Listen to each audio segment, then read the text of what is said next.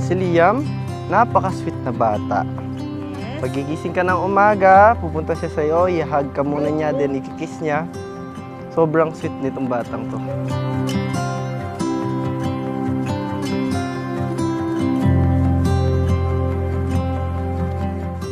Super iyakin din. Mabilis magalit. Pero madaldal. At matalino. At matalino. Yes. Yeah. Never knowing where it lead me to. You brought me to a place I never knew. Hi Liam, I love you so much. So paglaki mo, makikita mo to, mapapanood mo to. Tandaan mo na lagi ako nandito para sa'yo. You are like my firstborn son. Paglaki mo Liam, tandaan mo nandito lang ako para na ako second mother mo. Always remember, I'll always be here for you and I love you.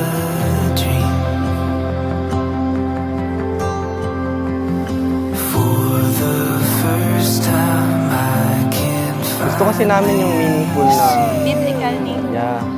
name para sa kanya. Kasi from the start pa lang, balak na namin sa kanya maging isang Catholic. So, dapat yung, kahit na yung name man lang niya is mapalapit din sa God. So, at ma-bless niya.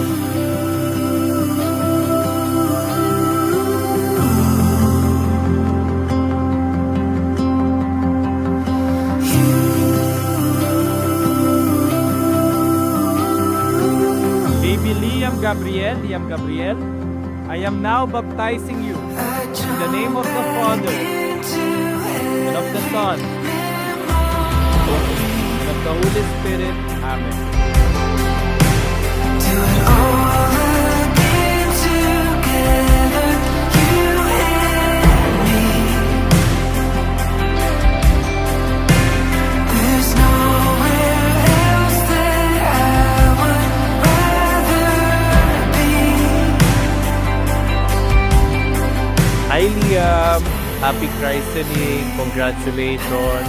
On this day and moving forward, you will be very gentle, kind, and very compassionate Catholic. I wish you all the best. I love you so much. Mwah! I love you. I wish you a lot of blessings and a lot of opportunities for the rest of your life. I love you Liam. Sana lumaki siyang mabuting bata. Tsaka may takot sa Diyos. Lagi sana siyang malusog at saka may takot sa Diyos at saka mapagmahal na anak ng magulang. I love you, Liam. Hi Liam, welcome to the Christian world. I wish you all the best. And I'll always be here as your ninong to guide you and hopefully lead you sa tamang path. Congratulations, welcome to the Christian world. Hello everyone. For my grandson, Liam Gabriel, happy birthday. At sana lalaki kang tunay na Kristiyano. Welcome to the Christian world, Liam Gabriel. I love you so